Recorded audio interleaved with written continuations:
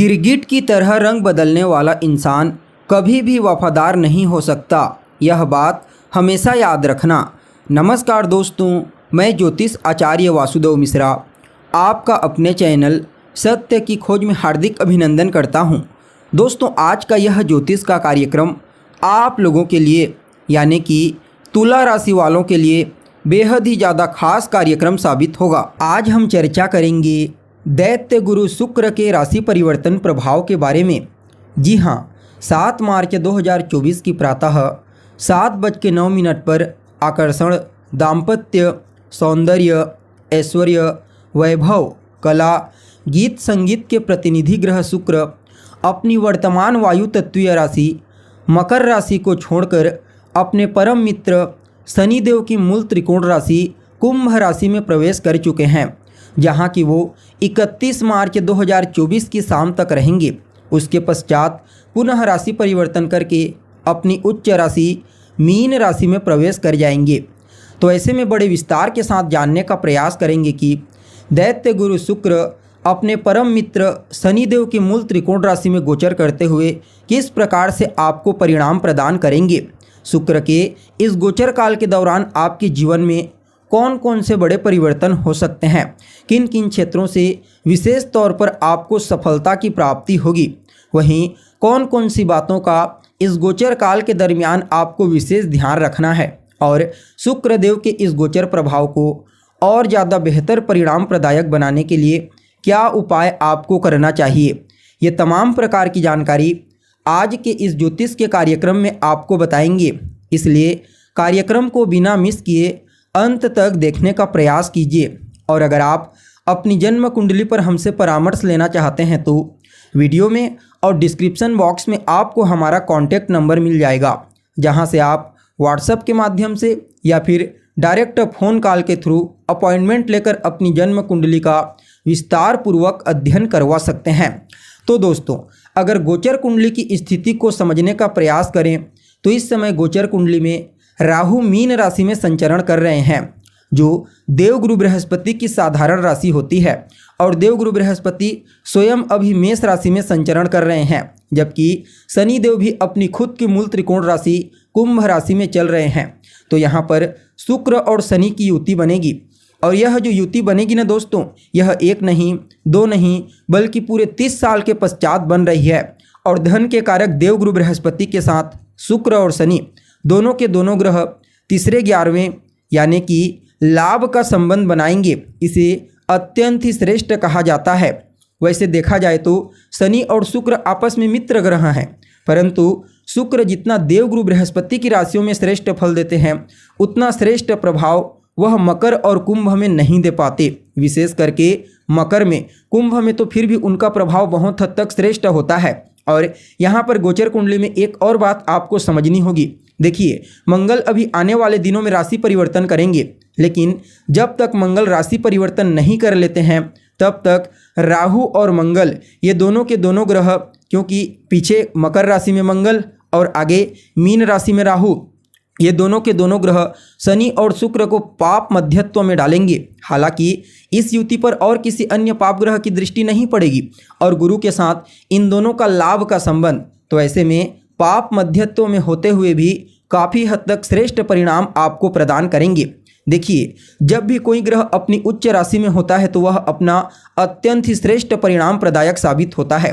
ठीक इसी प्रकार जब भी कोई ग्रह उच्च अभिलाषी होता है, यानी कि अपनी उच्च राशि में जाने की अभिलाषा रखता है, तो भी वह अत्यंत ही श्रेष्ठ परिणाम प्रदायक होता है, जो अभी शुक्र के साथ देखने को मिलेगा। जी हाँ, शुक्रदेव मीन राशि में उच्च के होते हैं, इसलिए कुंभ राशि में शुक्रदेव को उच्चाभिलाषी माना जाता है। और ये उच्चाभिलाषी शुक्र पूरे 30 साल के पश्चात शनिदेव के साथ युति बना रहे हैं, जो अपने आप में ही अद्भुत कहा जा सकता है।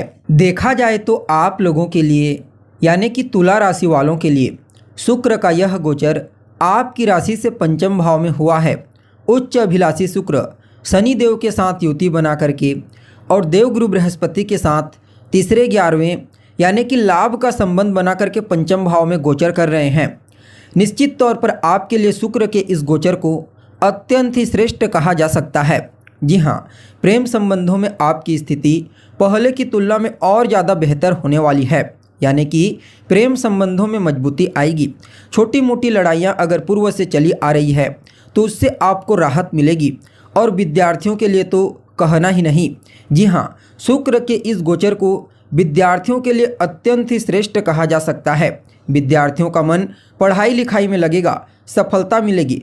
मैनेजमेंट के फील्ड के जो विद्यार्थी हैं, फाइनेंस से संबंधित सेक्टर से जुड़े हुए हैं, तो उनके लिए भी इस गोचर को बहुत ही बढ़िया कहा जा सकता है।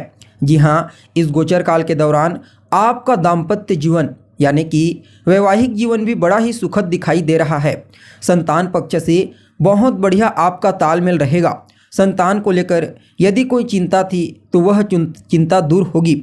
जी हाँ, इस समय संतान की चिंता पूर्ण रूप से दूर होने वाली है, और संतान की कामयाबी से आपको प्रसन्नता की प्राप्ति होगी।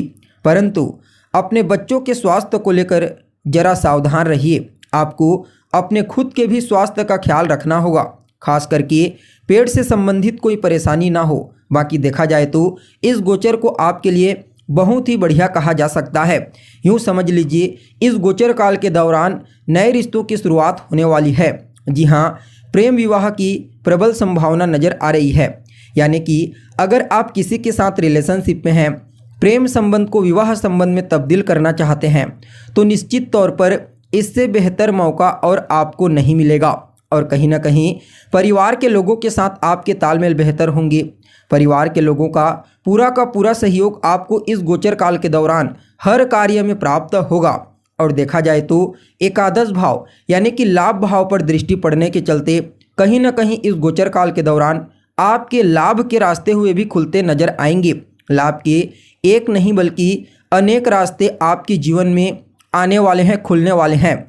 और जब आपके जीवन में लाभ का आगमन होगा बड़ी मजबूती के साथ, तो इसमें कहीं दो मत वाली बात नहीं कि आपकी आर्थिक स्थिति मजबूत ना हो। जी हाँ, आपकी आर्थिक स्थिति पहले की तुलना में शुक्र के इस गोचर काल के दौरान और ज़्यादा बेहतर और मजबूत होने वाली है। कहीं ना कहीं आपको अपने बड़े भाई बहनों का सहयोग प्राप्त होगा। बड़े भाई बहनों के साथ आपके तालमेल बेहतर होंगे, और कहीं ना कहीं आपको तो लाभ की प्राप्ति होगी ही होगी। साथ में आपके बड़े भाई बहनों को भी उनके कार्य क्षेत्र में विशेष सफलता और लाभ की प्राप्ति होगी। देखा जाए तो यह जो समय होगा, यह कम मेहनत में आपको बड़ी सफलता प्रदायक साबित होगा, क्योंकि आपके पूर्व के पुण्यों का प्रभाव शुक्र के इस गोचर काल के दौरान आपको प्राप्त होगा। और पूरे 30 साल के पश्चात मूल त्रिकोण राशि यानी कि कुंभ राशि में गोचर करने वाले शनि के साथ युति बना करके आपको प्रभावित करेंगे। फलतः इस समय जो लोग साधना के पथ पर चल रहे हैं, जी हाँ, जो लोग आध्यात्मिक साधना करते हैं, उनके लिए भी इस गोचर को अत्यंत ही श्रेष्ठ और बेहतरीन परिणाम प्रदायक कहा जा सकता है। यानी कि आध्यात्मिकता के क्षेत्र में आपकी रुचि विशेष तौर पर बढ़ने वाली है, और कहीं ना कहीं इस समय आपके जीवन में आपका मूल्य बढ़ेगा, आपका वर्चस्व बढ़ेगा। समाज में मान सम्मान और ख्याति की प्राप्ति आपको होगी। और देखा जाए तो इस गोचर काल के दौरान जितना ज़्यादा आप पुरुषार्थ करेंगे, मेहनत करेंगे, उतना ही ज़्यादा आपको भाग्य का साथ देखने को मिलेगा। और जब भाग्य का साथ आपको देखने को मिलेगा तो इसमें कहीं कोई दो मत वाली बात नहीं कि आपको अपने हर कार्यों में सफलता की प्राप्ति ना हो, आपकी हर इच्छा पूरी ना हो। यानी कि आपके सभी कार्य भी बनेंगे और आपकी अधूरी इच्छा भी पूरी होगी। और कहीं ना कहीं जो लोग फिल्म इंडस्ट्री से जुड़े हुए हैं, कोरियोग्राफी, डांसिंग, सिंगिंग, चित्रकारिता, व्यापार, एक्टिंग, इन फील्डों से जो जातक जुड़े हुए हैं, उनके लिए भी शुक्र के इस गोचर को अत्यंत ही श्रेष्ठ कहा जा सकता है। देखिए, काल पुरुष की कुंडली में शनिदेव 11वें भाव यानी कि लाभ भाव के स्वामी बनते हैं और शुक्रदेव दूसरे भाव यानी कि धन भाव के स्वामी बनते हैं। तो ऐसे में धन भाव और लाभ भाव इन दोनों के स्वामियों का युति हुआ है। तो कहाँ पर? लाभ भाव में। इसे शास्त्र में महाधनी योग कहा जाता है। जी हाँ, यह जो महाधनी योग बना है, यह पूरे 30 साल के पश्चात बना है और आपको अत्यंत ही श्रेष्ठ परिणाम प्रदायक साबित होगा। कुल मिलाकर के धन के दृष्टिकोण से भी इस गोचर को शुक्र के अत्यंत ही श्रेष्ठ कहा जा सकता है। फिर भी इस समय को और बेहतर बनाने के लिए आपको क्या करना चाहिए?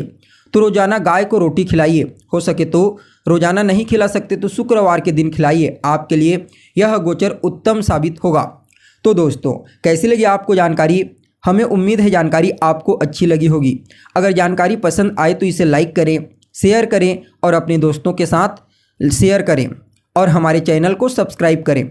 आज के लिए बस इतना ही। फिर मिलते हैं एक नए और ताज़ा एपिसोड में। तब तक के लिए नमस्कार।